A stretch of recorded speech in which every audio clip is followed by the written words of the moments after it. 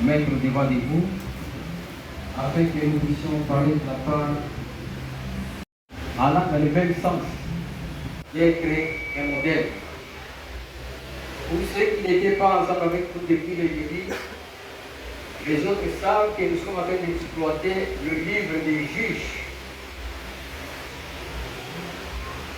Le livre des juges, on nous a parlé autant des juges, des prédécesseurs qui sont passés ici avant moi. Et aujourd'hui, nous allons parler encore d'un autre juge parmi les juges. Nous allons lire dans Juge chapitre 3, du verset 1er au verset 6, avant que je l'annonce mon sous-thème de ce jour. Juge chapitre 3, du verset 1er au verset 6.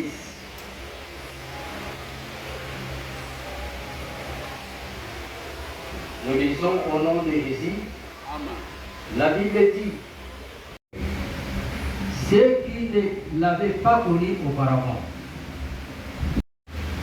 Dieu a voulu qu'on ne puisse pas exterminer toute la population qui se retrouvait là-bas, mais qu'on puisse avoir un peu de résidus parmi cette population-là. Peut-être les Israéliens ne pouvaient pas comprendre, mais Dieu lui-même avait un plan merveilleux pour Israël au travers de ces nations païennes. Il a laissé vivre ces nations que nous venons de citer ici, parce que l'Éternel savait que les enfants d'Israël, même les temps qu'ils ont pris à passer dans le désert, imaginez qu'ils ont pris le temps que Moïse avait pris pour aller prier 40 jours et 40 nuits. Il est revenu, ils avaient totalement oublié qu'ils avaient un Dieu qui les avait fait sortir de l'Égypte. Ils ont commencé à adorer les idoles qu'avait fabriqués le frère de Moïse, Aaron. Alors, ils ont continué avec leur rythme de cette manière-là. Mais l'Éternel, pour montrer sa souveraineté et sa grandeur, il a voulu ne pas exterminer toutes les nations, mais se servir de ces nations en cas de déboire, en cas de désordre d'Israël. À chaque fois qu'Israël oubliait les alliances, les lois et les commandements de son Dieu, Dieu suscitait de l'autre côté les païens pour les remettre sur les rails. Et à chaque fois, Israël était contraint, obligé de servir ces gens-là comme des esclaves. Chaque fois qu'il se souvenait de l'Éternel, il priait au-devant de l'Éternel. L'Éternel suscitait une personne parmi les enfants d'Israël pour aller devenir comme libérateur et remettre les choses entre les mains de l'Éternel. Amen. Amen. L'ancien Arthur avait parlé ici, dans son introduction, il avait cité un parmi les juges. Qui se souvient? Qui se souvient du juge? Oui, il a parlé de Jephthé. Il avait suivi, il a parlé de notre juge, il a parlé de Gédéon.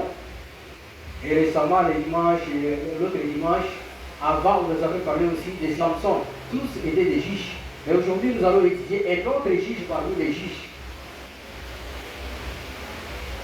Les relations qu'Israël avait tissées avec ces nations, c'est là où a commencé les problèmes. Parce que quand vous avez déjà dans les liens de mariage, les pasteurs avaient parlé de cette histoire ici le vendredi. Vraiment, vous êtes en train de tisser des relations qui vont aller un peu plus loin. Un peu plus loin. Et des fois, les conséquences, il faut les mesurer.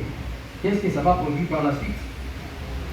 Surtout, ce sont des nations qui n'ont pas été acceptées par l'Éternel, parce qu'Israël devait hériter de leur terre. Dieu avait suscité un roi qu'on appelle Églon. Il était le roi des Moab. Ce roi était considéré comme un parmi les agresseurs du peuple d'Israël. Il y a vraiment une similitude entre ce qui s'était passé à Israël et ce qui se passe aujourd'hui.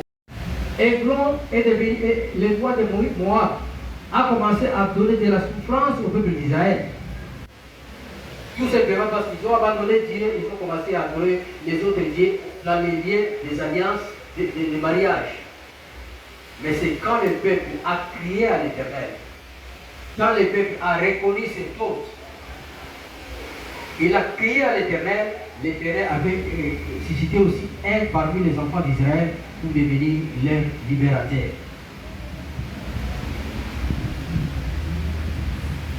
Vous savez, quand les agresseurs entrent dans un pays, ils font tout ce qu'ils font. Hein. Ceux qui ont vécu la guerre savent quelque chose. Hein? Ceux qui n'ont pas encore vécu la guerre, d'ailleurs, l'Éternel a bien dit, il a fait ça expressément pour prouver à tout le monde, toutes les générations qui sont venues par après, à apprendre comment faire la guerre pour se défendre. Donc chaque peuple doit savoir étudier l'histoire de son pays. Chaque peuple doit savoir apprendre à étudier la géographie de son pays, la démographie de son pays, et même la géologie de son pays, pour mieux comprendre. Si on veut se défendre, il faut étudier bien. Pas seulement aller à des universités, non. Même à la maison, on peut apprendre tout cela. Israël avait appris l'histoire des peuples, des gens qui les avaient précédés. Que vos ancêtres sont entrés dans cet espace à cause de la guerre. Et si vous vous laissez faire, un jour vous allez perdre cette terre et vous allez devenir tous des apatrides.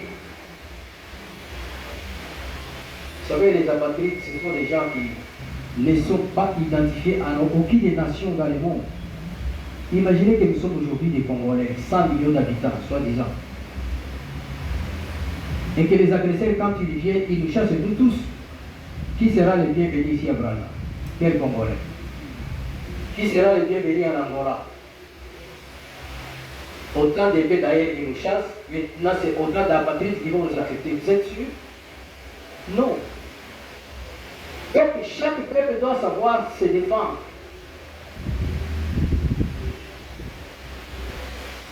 Moi, j'ai donné un sous-thème pour ce passage qu'on peut nous afficher. Affichez-nous, c'est tout le président développé. Voilà. Seigneur, aide-moi à t'aimer, à aimer ma patrie et à la défendre. Quand Israël est revenu à Dieu, quand ils ont manifesté leur amour envers l'Éternel, ils se sont souvenus de quelque chose. Nous avons une alliance avec l'Éternel. Nous avons une promesse avec l'Éternel. Nous avons hérité d'un pays. Et on ne peut pas vivre dans un pays sans l'avoir aimé. Non. Les enfants d'Israël firent encore ce qui déplaît à l'Éternel. Et l'Éternel fortifia Églon, roi des Moab, contre Israël, parce qu'ils avaient fait ce qui déplaît à l'Éternel. Églon réunit à lui les fils d'Amon et les Amalécites, et il se mit en marche. Il battit Israël et ils s'emparèrent de la ville des palmiers. Et les enfants d'Israël firent asservir pendant 18 ans par Églon, roi des Moab. Les enfants d'Israël prièrent à l'Éternel, et l'Éternel leur suscita un libérateur, Ehud, ou Ehud, mais c'est Ehud en hébreu, fils de Gera, Benjamin, qui ne se servait pas de la main droite, Les enfants d'Israël envoyèrent par lui un présent à Églon, roi de Moab. Ehud se fit une épée à deux tranchants, longue d'une coudée, soit 50 cm, et il la ceignit sous ses vêtements au côté droit. Il offrit le présent à Églon, roi de Moab. Or, Églon était un homme très grand. Lorsqu'il achevait d'offrir le présent, il renvoya les gens qu'il avait emportés.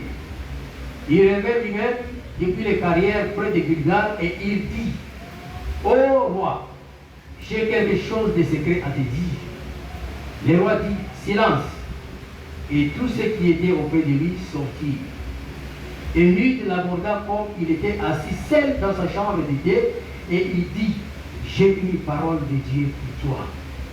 Églon se leva de son siège.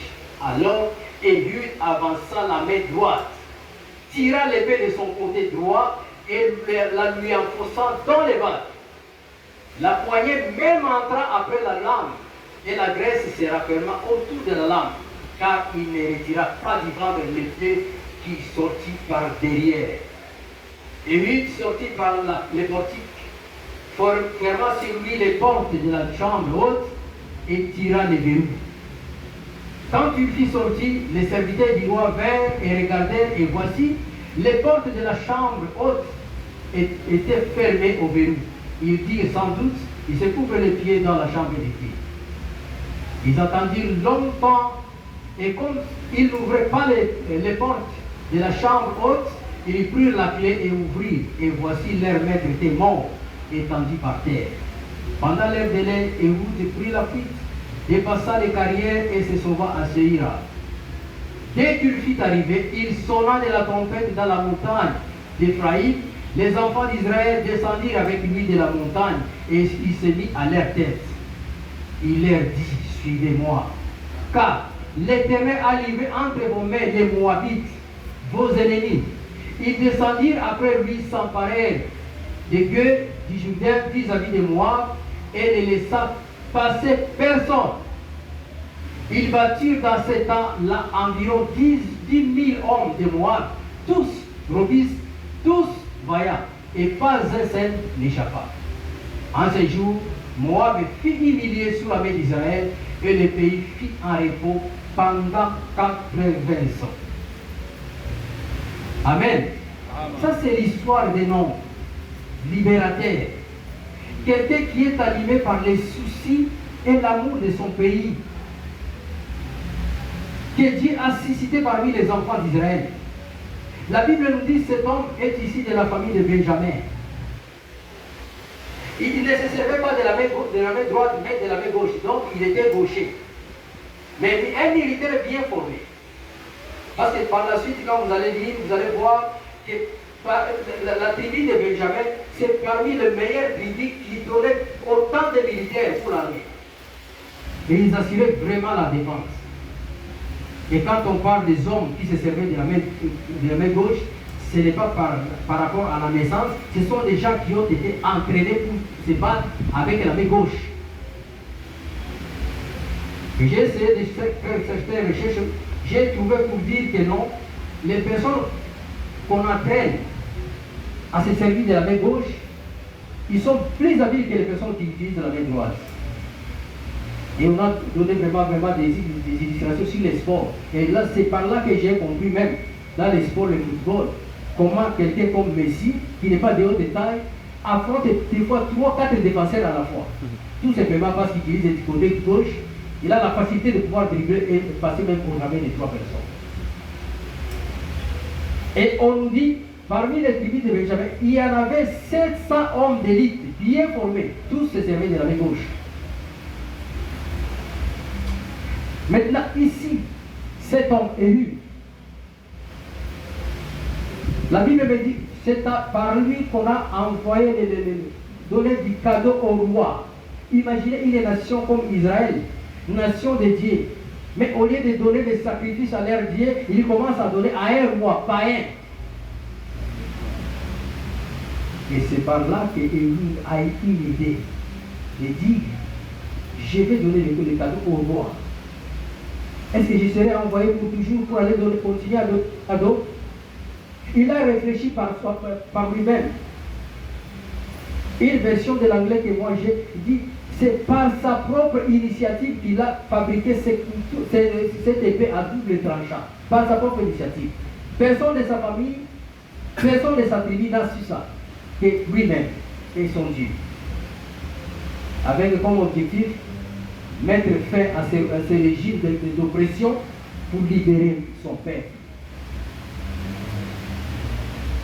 Ici, je parle dans le sens du patriotisme.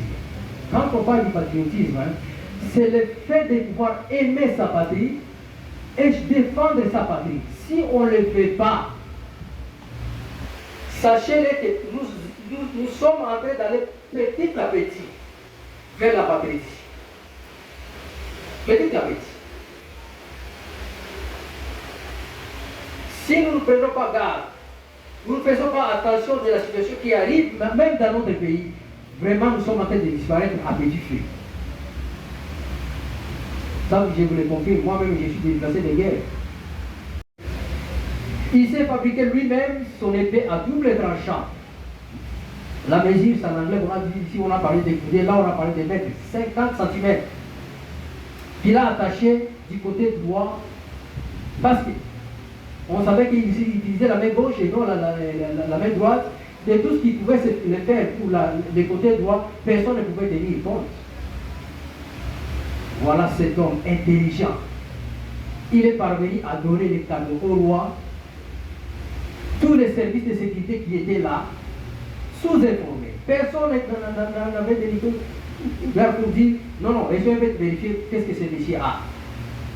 Comment peut-il demander l'audience à un chef, un roi, dit-il, alors que les services sont là? Et le roi dit, bon, tous les services qui sont là, allez, vous devez d'abord quitter. Je reste seul avec ces messieurs. Et lui a utilisé la ruse pour libérer son peuple. Il a dit au roi, voilà, j'ai un message de la part de l'Éternel qui vous concerne. Et le roi dit, bon, comme ça les concerne, alors, allons-y. Il a commencé à lui dire des choses. Et par après, il a sorti son épée, il a enfoncé ça dans les vents. L'épée qui est sortie, même du côté par derrière. Nous n'encourageons pas la violence, mais nous sommes en train de parler sur la libération. Nous sommes en train de parler sur le patriotisme et le sens d'aimer son pays et de tout faire pour défendre son pays. Aiglon a défendu son pays. Nous avons aussi, nous, l'obligation de le faire. Nous devons défendre notre pays. Nous ne sommes pas devenus des Congolais comme par hasard parce que nous avons été aux élections pour dire voilà les pays du monde qui choisit qui sera Congolais et moi j'ai choisi d'être Congolais appartenant à une tribu. Non. Nous sommes un pays vraiment totalement différent des autres pays. Si les Congolais savaient au moins. Est-ce que nous avons au moins l'essence du patriotisme dans nos cœurs, dans notre vie?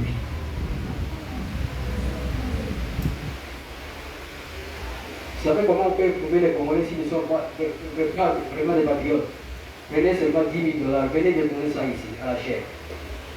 C'est lui qui va chanter l'hymne national congolais du début jusqu'à la fin, prendre les 10 000 $. Vous allez voir. Combien connaissent l'hymne national? Regardez même quand il y a des manifestations publiques, quand on chante l'hymne national, regardez la bouche des autorités qui sont là. Donc vous comprenez qu'il y a des gens qui nous dirigent, mais qui ne comprennent même pas l'essence de l'hymne national. Alors que les contenus de cet hymne national, il y a tout à l'intérieur. Tout. L'éveil de la conscience est dans cette idée. Sous l'oppression des Moabites, cet aiglon qui a tenu tête pendant 18 ans. Et il a fallu un jour mettre fin à ce règne. Et vous savez ce que Aiglon a fait? Il a fait alliance, coalition avec certaines autres nations. Il a pris les Ammonites et les Moabites c'est lui, les Ammonites et les Amalécites. Sachant que les Amalécites et les Moabites sont les deux nations farouches contre Israël. Les Amalécites et les Moabites, ce sont les deux nations qui sont ici des relations sexuelles illicites entre l'homme et ses enfants, ses filles. Alors ces nations sont les enfants ici de cette nation, l'exemple c'est celui-là, Aiglon, qui ont donné du fil à retordre à Israël. Il y a même un parmi les rois anciens qui a demandé à un prophète de pouvoir maudire Israël parce qu'il était moabite. Et bien, lui c'est Balaam. Balaam a dit, un peuple béni par Dieu, je ne peux jamais les je ne peux pas. Il dit, même si tu me donnais ta propre maison et tous les contenus, prenez toutes les richesses de notre pays, mettre à ma disposition pour que je puisse maudire Israël, je ne le ferai pas. Combien d'entre nous ont les soucis de pouvoir défendre leur pays, leur patrie? Avec quoi nous allons les faire? Avec quoi nous allons les faire?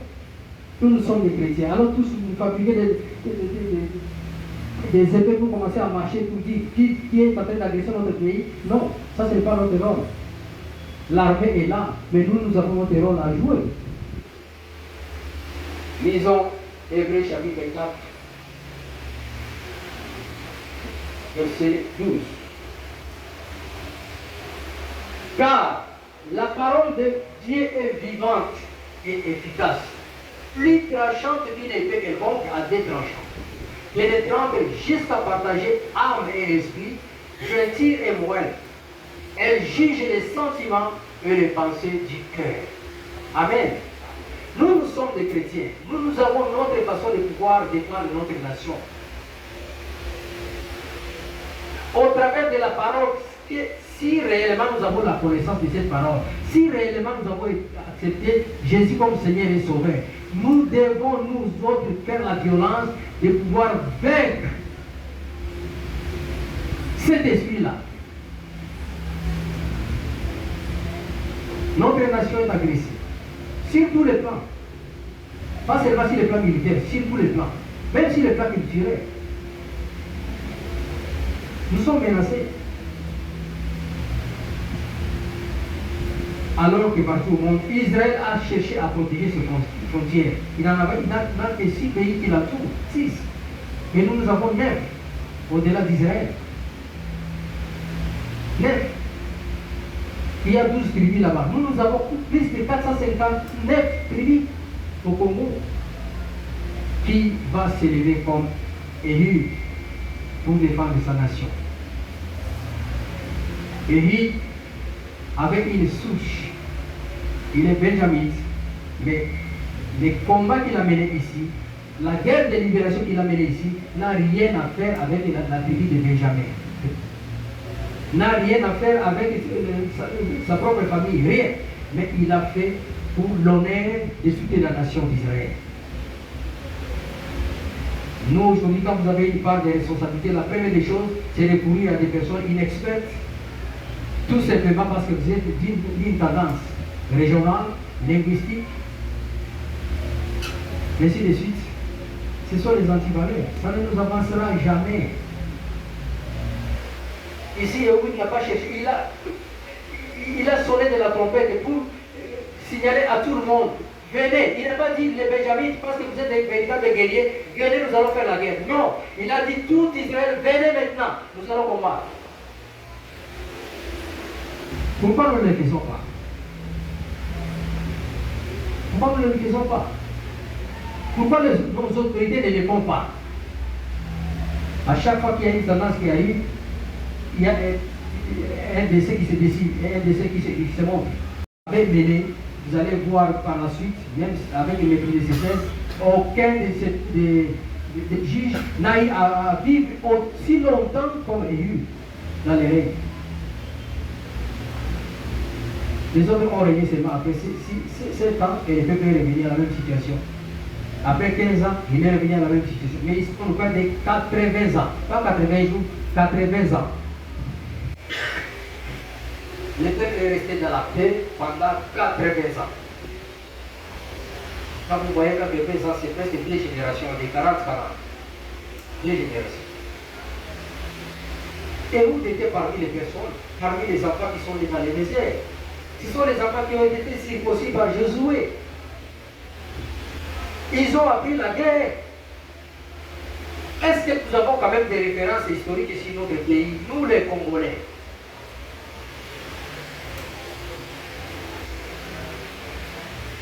Est-ce que vous savez que les voiles, les bourrouilles, que le Seigneur nous donne le temps et que nous puissions prier pour notre nation, faire la véritable prière pour notre nation et dire à l'Éternel qu'est-ce que tu veux que je fasse pour sauver ma nation, comme l'a été élu. Et nous devons nous prier.